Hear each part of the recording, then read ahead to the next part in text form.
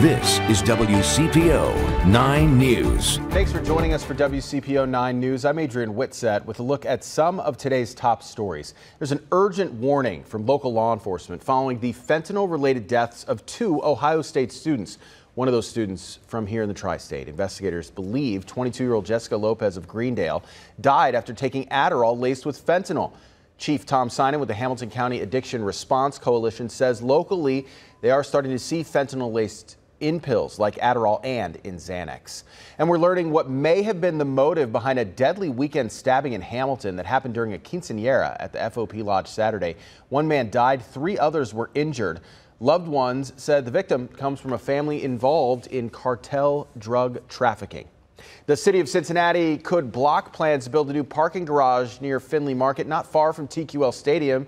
The project would shut down Logan Street between Elder and Findlay and build the garage over that stretch of Logan. The Over the Rhine Foundation says losing the street would create a traffic nightmare. They also say the garage would ruin the neighborhood's historic integrity and design. Jen?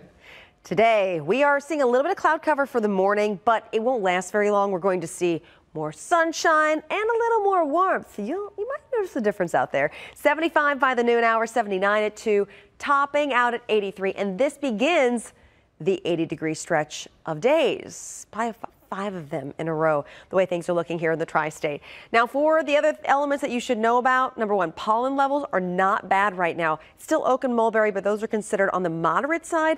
And then, of course, the Ohio River, it is still rising. It will not go to flood stage, but boy, is it getting close. 49.5 feet. Wednesday, it's expected to crest, and then it will make that bigger dip. And this is still water from last week that's coming downstream. It's also the reason why your pollen levels aren't too bad. But more clouds in for tonight. We'll see a few more tomorrow with a tiny chance for rain.